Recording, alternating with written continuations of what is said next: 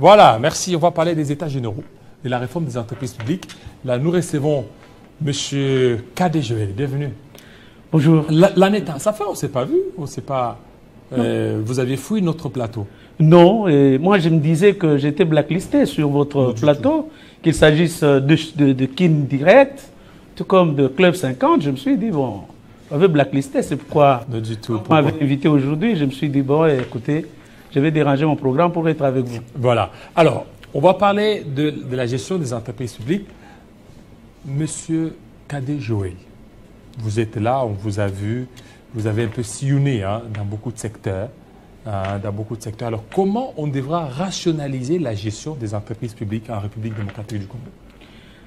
J'ai toujours apprécié la manière dont vous posez vos questions, et dans vos questions, il y a une réponse déjà à 90%. La rationalisation des entreprises publiques ne passe pas par l'organisation des États généraux, comme c'est devenu un peu à la mode, où tout ministre, quand il arrive dans son secteur, il doit organiser les États généraux, l'argent du trésor public est dépensé, et les gens élaborent les résolutions qui vont remplir les cimetières de nos archives. Et là, j'ai entendu encore que le ministre, l'actuel ministre du portefeuille, organise aussi, après, bien sûr, le ministre d'État, ministre Constant Moutamba de la Justice, après avoir organisé. Nous avions assisté au dernier mandat du chef de l'État aux États généraux de la communication, mais dans les résolutions, bon, peut-être dans notre domaine, les communications, il y a eu une loi, il y a eu les congrès, donc quelques résolutions ont été rencontrées. Mais là, la rationalisation passe par la dépolitisation des entreprises publiques. Vous savez, la gestion des entreprises publiques aujourd'hui, elle est hybride. Vous avez d'un côté les droits au HADA et de l'autre côté les lois du pays. Et pour que les gens accèdent au pouvoir, c'est la politisation, ce sont les cadres et les mandataires sont désignés par les partis politiques, nommés par le chef de l'État. Et ces gens-là ne sont redevables qu'à ceux qui ont milité pour qu'ils soient placés dans ces entreprises publiques-là. Je vais vous donner un cas, par exemple, vous voyez à la DGRAD, d'où vient l'actuel ministre des Finances, M. Doudou Famba. À la DGRAD, depuis qu'on a confié cette entreprise aux politiciens, ça a dégringolé. DGRAD. Les recettes ont baissé. Parce que la mission de la Direction générale des recettes administratives, domaniales, judiciaires et des participations, c'est la maximisation des recettes, c'est la mobilisation des recettes. Mais on ne parvenait plus à atteindre 50% par mois. Depuis que cette année a commencé, jusqu'à ce jour, on n'a pas atteint 50%. Lorsque l'ancien DGA, devenu ministre, qui avait déjà décelé la maladie de l'entreprise, de l'établissement public, il a dit qu'il faudrait dépolitiser, il faudrait détribaliser. Et il a pris les fils maison, M. Ouchoudi, M. Kamouena Jean, qu'il a placé là-bas. Et une fois qu'on les a placés, mais la mobilisation a été crescendo. Aujourd'hui, on est parti de 42% que l'on a trouvé il y a 2 semaines. Au 30 novembre 2024, on est à 110% de la mobilisation et de la maximisation des recettes. Quel est le secret? Parce que vous avez un Jacques Kamouena là-bas, vous avez Maître Étienne Ouchoudi Lutoula qui a commencé comme agent simple, assistant du DG, assistant principal, coordonnateur du bureau du directeur général, en quelque sorte, le directeur de cabinet du ministre. Voilà. Le seul fait qu'on ait dépolitisé, détribalisé la DGRAD, voilà qu'elle a produit les fruits. Mais aujourd'hui, avec la politisation des entreprises publiques, vous ne voyez pas que ça sera vraiment très compliqué, contrairement peut-être à certaines entreprises comme la SNL et la Régie des eaux, où on voit la Banque mondiale qui a une même mise, qui ne veut pas certains postes soient réservés ou donnés à des politiques. Mais dans d'autres, c'est vraiment une politique à outrance. Mais moi, je crois que le ministre n'a pas une 5e roue à créer. Pourquoi? Parce qu'il y a les rapports de Copyright. Pourquoi ne pas se référer à Copyright qui avait organisé, vous vous rappelez, vous êtes journaliste, historien du présent, vous allez vous rappeler qu'à l'époque, le travail avait été abattu, les tests avaient été lancés, on avait recruté sur concours. Mais je crois que c'est la même chose. C'est de ce que je dis. Et voilà, mais maintenant, lorsqu'il y a, par exemple, maximisation des recettes à la DGRAD, qu'est-ce qu'il y a eu? Un sabotage, un incendie. Et à côté de cela, vous avez le ministre qui tenait à faire la mise en place à la DGI, après avoir fait bien sûr à la DGRA, à la DGDA, mais vous voyez, au niveau de la DGI, il connaît un blocage et on engage une armada numérique, médiatique, pour s'attaquer au ministre qu'il ferait tout pour remplacer les gens qui sont de son parti en gestation, dont le secrétaire général serait le DG de la DGA, ce qui est faux. Et donc, revenons à notre sujet, c'était une digression. Donc, pour vous dire que le ministre n'a pas besoin de créer une cinquième. La rationalisation passe par le rapport de Copirep, qui est déjà là. Si on peut suivre les résolutions de Copirep, de tribaliser les entreprises publiques, parce que qu'est-ce qui s'est passé? Le ministre est arrivé à l'OCC. Mais combien de gens a-t-il placé à l'OCC? Mais c'est Sud Ubangui. À l'OCC. Mais oui. Et vous trouverez des chefs d'agence à l'OCC qui n'ont aucun niveau. Tout simplement, c'est parce qu'on tient à préparer les échéances électorales prochaines et on met les partisans, donc les membres, les militants de son parti politique. Et c'est comme ça la plupart d'entreprises, et même dans l'administration publique. Chaque ministre qui arrive, il doit engager. Et ce qu'il doit engager, ce n'est pas sur le critère des compétences. Ce n'est pas sur base du critère de l'expertise, d'expérience. Mais ce sont des militants des partis politiques que l'on prend, que l'on place. Et l'administration est constituée aujourd'hui. Heureusement qu'un travail est en train d'être abattu avec le ministre Eliaou. Et au niveau de l'éducation, le travail est en train d'être entrepris. Mais quand vous regardez dans toutes les administrations, dans les entreprises publiques, qui arrive, si c'est le DG et de l'AFDC, vous allez voir qu'on va engager beaucoup de cadres et militants de l'AFDC. Et là, c'est comme ça qu'on a tué les entreprises publiques. Et là, est-ce que ne faudra-t-il pas organiser aussi les états généraux pour remédier à ces fléaux?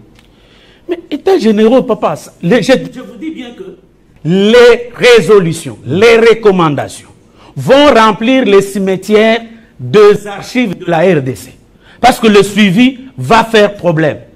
C'est pourquoi je dis, on n'a pas besoin de nouveaux états généraux. Je crois qu'il est temps qu'au niveau du portefeuille, on se réfère à Copirep, qu'on laisse les entreprises se gérer entre agents et cadres de ces entreprises qui ont de l'expérience.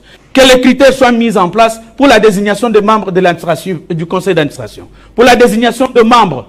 Parce qu'aussi longtemps qu'on procédera par ces nominations corruption, pour que quelqu'un me donne la paix, moi, président de la République, je dois le nommer DG du FPI, je dois le nommer DG de la SNET, je dois le nommer DG de la Régie des eaux ou de la SNCC. Donc, ça va boiter.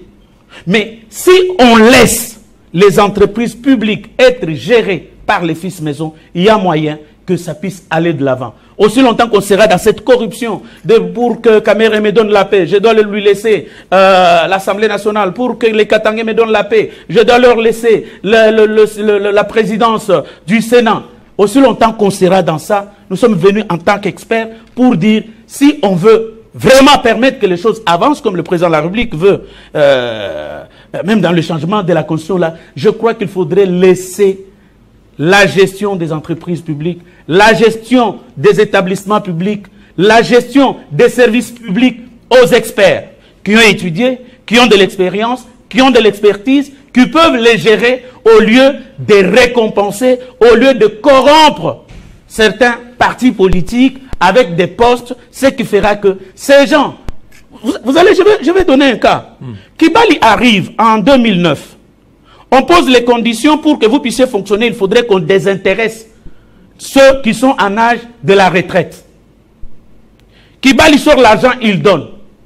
La ministre, l'ancienne ministre du portefeuille, qui s'est fait nommer membre du conseil d'administration de Kibali, prend avec le feu DG, je ne cite pas son nom, paix à son âme. Ils ont pris cet argent réservé au désintéressement de ceux qui étaient en âge de la retraite et on a bloqué. Et jusqu'à ce jour, ils continuent à être là et l'enveloppe salariale pose problème. Heureusement, le jeune homme ici est venu un peu révolutionner les choses. C'est qui? Et je ne connais pas son nom. donc celui qui dirige la Sokimo. Mais Kibali n'a jamais eu de problème. Mais quand il y a des problèmes à Doko Durba, mais on ne regarde que Kibali. On ne jette les pierres que sur Kibali. Et pourtant, les politiciens ont pris cet argent-là, ils ont bouffé. Sodimiko signe la jointe venture avec une société, je crois, si je ne m'abuse pas, une société de l'Australie. Ici, et on paye 30 millions de pas de porte. Et à l'époque, le ministre des Finances, même quand il parle aujourd'hui, il n'a pas honte, il ouvre un sous-compte à la BCC. On place cet argent-là dans les sous-comptes. M. Matata Pogno. Il place cet argent là-bas. Et quand les agents de Sodimiko, qui accusaient à l'époque 120 mois d'arriéré, et l'information avait été donnée par le député national, Feu Moïse Chokwe. Il dit non, c'est le boss qui a pris cet argent pour parler du président de la République, Joseph Kabila. Et pourtant, les 30 millions là, si à l'époque, la Sodimiko n'était pas gérée par les politiciens, parce que selon la répartition, 30 millions, 50% c'est pour le gouvernement, 50% c'est pour les agents et cadres. On pouvait désintéresser ceux qui étaient déjà en âge de la retraite. On pouvait payer les arriérés de salaire. Mais quand vous prenez, vous laissez la gestion des entreprises publiques aux cadres et militants des partis politiques, on ne saura pas aller plus loin. C'est pourquoi je vous ai donné le cas, tout simplement, de la DGRAT, qui est gérée aujourd'hui par les fils maison. Et voilà, les fruits sont là. Quoi qu'on puisse fabriquer, on attaque le ministre, bon, avec que je ne connais pas, avec qui je n'ai aucune relation. On attaque une armada de journalistes, les influenceurs qui ont été payés pour tirer à boulet rouge sur le ministre, tirer à boulet rouge et même provoquer un incendie à la DGRAD. Voilà un peu, c'est tout ce que nous tenons. Si le président de la République, si les services... Mais là, il y a un problème. Ça c'est votre vœu. Mais il y a ce qu'on appelle réel politique. La politique qui est là, vous devez assouvir les soifs des uns et des autres. Qu'est-ce que vous allez faire? Bon. Parce que tout à l'heure, vous avez dit, non, il ne faut pas donner tel poste, mais il y a cette réalité, cette urgence politique-là, qu'il faut certainement un peu assouvir les soifs des uns et des autres. Cher homme de Dieu, il y a un adage qui dit, n'échouent dans la vie que ceux qui ne savent pas ce qu'ils veulent. N'échouent dans la vie que ceux qui ne savent pas ce qu'ils veulent. Il faudrait qu'on détermine qu'est-ce que nous voulons. Aujourd'hui, on parle du changement, de la révision de la Constitution. Qu'est-ce que nous voulons atteindre? Et ceux qui disent non, et ceux qui disent oui. Quel est l'objectif? Si l'objectif, par exemple, laissez-moi faire encore une autre digression. Si l'objectif est de maintenir Tshisekedi au pouvoir, on a faussé la donne. Si l'objectif est de faire partie Tshisekedi, on a faussé la donne. Il faudrait qu'on se pose la question. Aujourd'hui, si on doit par exemple adopter la démocratie consensuelle, qui consiste à la gestion du pouvoir par et les gagnants et les perdants, on éviterait par exemple les contestations post-électorales. Aujourd'hui, nous avons Tshisekedi au pouvoir, nous avons son challenger, son opposant, Moutamba, au pouvoir. Donc ça nous éviterait des problèmes. Mais Katumbi n'est pas au pouvoir. C'est ce que j'ai dit. Non, Katumbi n'est pas au pouvoir. Il a refusé de tendre la main à Tshisekedi. Tshisekedi lui a tendu la main, il a refusé de la prendre. Et donc, vous avez par exemple, le pays aujourd'hui, la République est hyper institutionnalisée, chers confrères. Hyper institutionnalisée. Nous avons plusieurs institutions. Vous avez le gouvernement central, l'Assemblée nationale, le Sénat, qui est budgétivore inutilement. Et aujourd'hui, en termes de priorité, ils vous disent par exemple que non, on doit réhabiliter. Alors qu'à peine Tambo Mamba venait de réhabiliter ces bâtiments-là à coût de 4 millions de dollars et on veut encore mettre de l'argent à côté pour réhabiliter ou construire des bâtiments. Quelle est l'urgence pour cela? Et donc, vous avez le Conseil économique et social qui est là, budgétivore. Vous avez le CESAC aux côtés du ministère de la Communication et Médias. CNDH. Budgétivore. Vous avez la Commission nationale des droits de l'homme aux côtés du ministère des droits de l'homme. Voilà un peu ces chevauchements-là. Et quand vous descendez en province, d'abord, nous avons 50 membres du gouvernement. On a chaque cabinet, vous me connaissez, vous l'avez dit, j'ai traversé plusieurs cabinets politiques, comme conseil ou comme directeur de cabinet. Mais je vous dis que au moins dans un cabinet, c'est 50 personnes. Et toute cette enveloppe-là, qui vient du trésor public, pour payer le personnel politique, payer les membres de cabinet. Je connais le salaire d'un directeur de cabinet, je connais le salaire d'un conseiller. Et quand vous descendez au niveau des provinces, vous avez un gouvernement provincial, vous avez une assemblée provinciale. L'assemblée provinciale, chaque député provincial a un assistant parlementaire. Vous avez au niveau du gouvernement, du gouvernorat, le gouvernorat aussi a ses conseillers-là, son cabinet, et les ministres provinciaux ont leur cabinet. Et tout cet argent qui part. Et descendons, nous avons 33 villes. Nous avons 147 communes urbaines, communes rurales, 137 communes urbaines, créées par Matata à l'époque. Et toutes ces communes-là, il y a un bourgmestre. S'il doit y avoir un conseil municipal et un conseil exécutif qui représente le gouvernement au niveau de la commune, et vous avez l'assemblée qui est conseil municipal, et on doit payer toutes ces personnes-là. Dites-moi, nous avons procédé aux élections de conseillers communaux. Dis-moi quel est leur rapport jusqu'à aujourd'hui. Mais on va trouver de l'argent pour leur donner. Et quand on dit qu'il faut changer la constitution pour supprimer ces institutions budgétivores, vous avez des gens. C'est parce que si on sait qu'on doit débloquer cette enveloppe qui va à la paye du personnel politique, pour le réserver par exemple à la construction des routes. C'est lui qui a créé ce pays ici, chers frères. Il a dit, sans le chemin de fer, le Congo ne vaut pas un penny. Vous pensez qu'on va construire ce pays avec les bâtiments qu'on construit ici? Non. Il faudrait qu'on investisse dans les infrastructures routières, fluviales, dans lacustres, aéroportières, qu'on relie les villes des autres, les contrées des autres, les agglomérations les unes des autres. Et de cette manière-là, on peut mettre un pactole à côté pour l'investissement si on supprimait certaines institutions budgétivores. Et si on continue la politisation et qu'il faudrait qu'on récompense les gens, la royale politique dont vous parlez, donc on ne saura pas avancer parce que là, nous ne savons pas ce que nous voulons. Si c'est pour satisfaire les ventres des uns et des autres, alors donnons.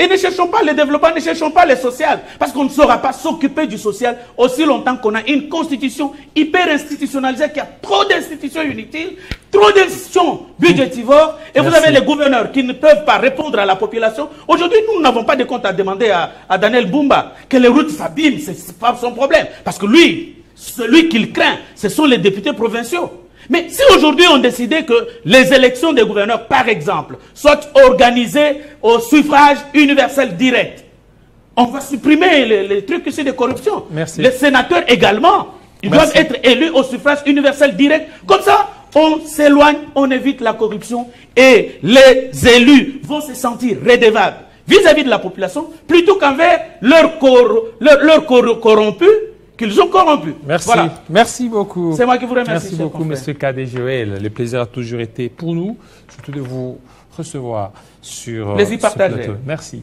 Merci beaucoup. Alors, on va terminer par les victimes des démolitions de Bipemba. Ça sera avec Muzungu tout de suite.